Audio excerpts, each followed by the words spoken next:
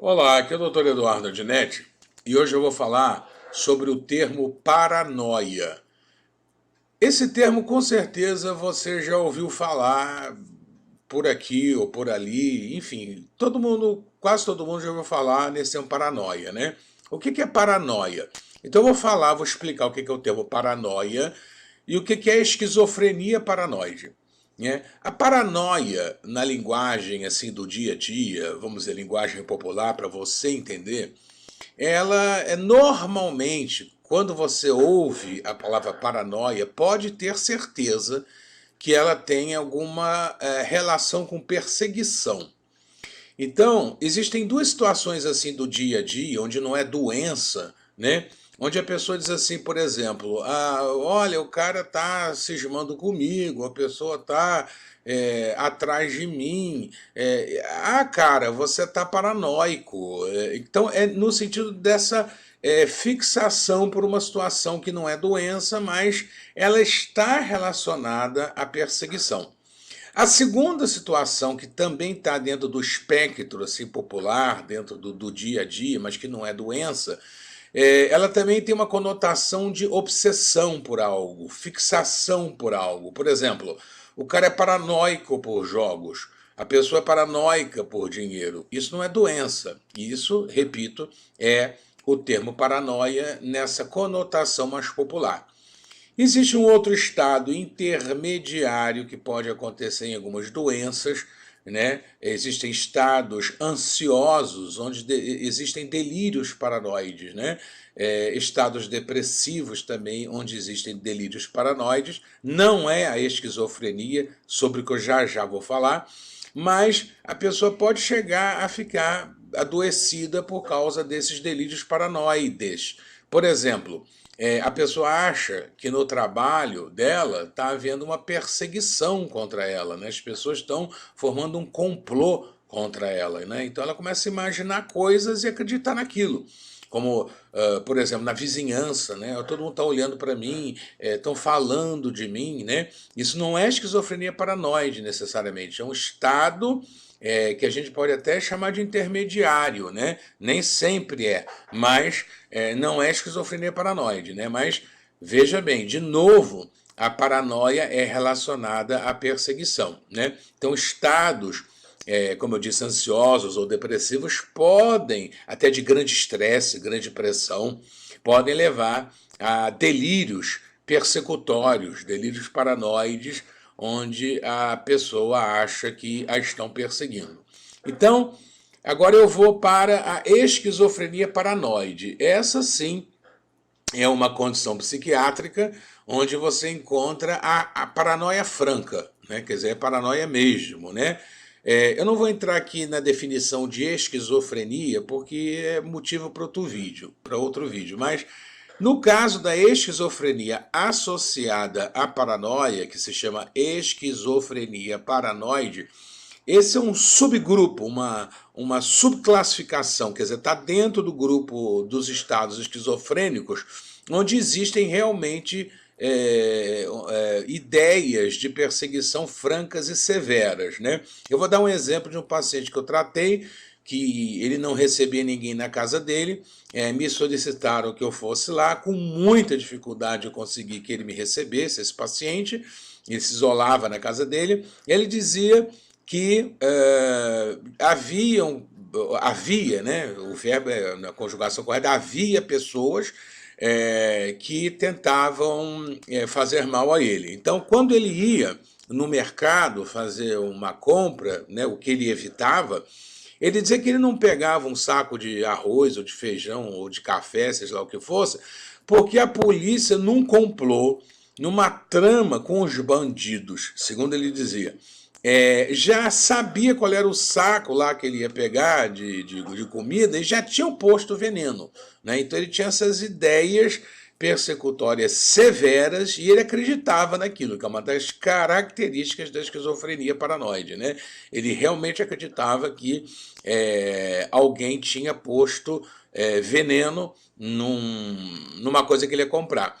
Quando eu entrei na casa dele, eu também notei que havia um rádio todo destruído, todo destroçado. Eu perguntei para ele, você mexe com rádio, você conserta rádio, por que esse rádio está nesse estado? Veja o que ele disse. Ele disse que ele tinha ido num hospital fazer uma lavagem no ouvido e que o médico, na hora que foi fazer a lavagem do ouvido dele, colocou um chip dentro do nariz dele. E que esse chip, quando ele ligava o rádio, esse chip transmitia, né? É chip em inglês, né? Chip em português, né? Chip. Ele dizia que esse chip, né? Ele transmitia os pensamentos dele para o rádio. E aí a antena do rádio transmitia tudo que ele estava pensando para a cidade inteira. Então ele sabia que a cidade, ele imaginava, né, no caso, né, da doença, era uma situação de doença severa, ele achava que a cidade inteira, se ele ligasse o rádio, ia saber o que ele estava pensando. Né? Então isso é esquizofrenia paranoide. Ele também achava que quando luzes se refletiam na janela dele, já era também a polícia em um complô com os bandidos para tentar fazer mal a ele. Né?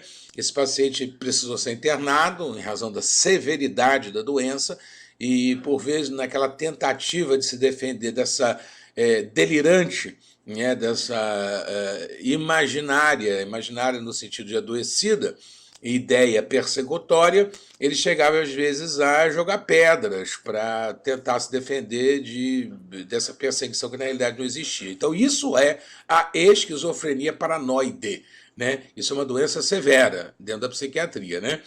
Então, sumarizando, né, a paranoia na linguagem popular, ela pode estar se referindo a uma fixação com alguma coisa, né?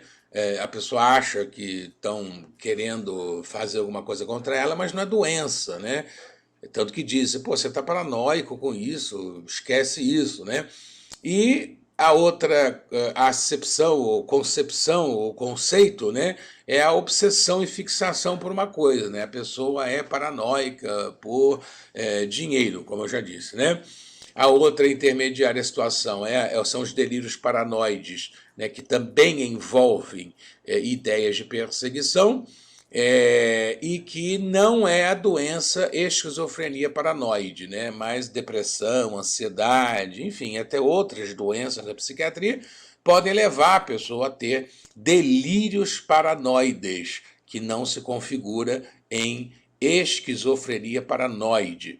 A esquizofrenia paranoide, eu já citei exemplos para um exemplo, né, bem claro, bem real do que é a esquizofrenia paranoide doença. Né? Esse paciente, no caso, né, da esquizofrenia paranoide, somente com a primeira contenção, no sentido de, né, interromper aquela evolução mórbida da doença, e precisou ser recolhido, né, por profissionais de saúde, evidentemente, né, foi chamado o SAMU naquele momento. Né, o SAMU tem um sistema, uma metodologia de encaminhar esses pacientes para um pronto-socorro e dali eles são encaminhados para um tratamento psiquiátrico. Né?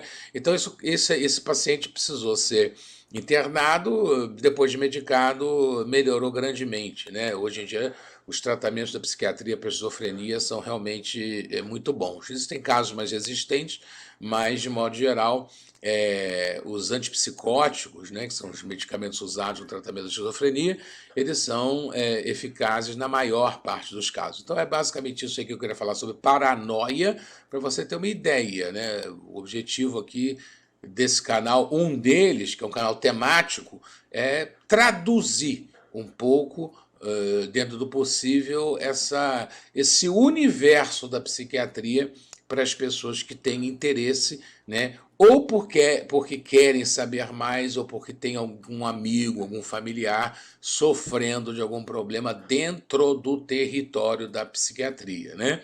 Também, como eu sou nutrólogo, tem até na playlist lá a separação entre os tópicos que eu abordo com relação à psiquiatria e abordo com relação à nutrologia. Né?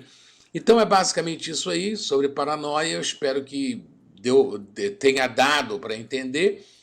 Muito obrigado por você ter visto o vídeo e que Deus te abençoe.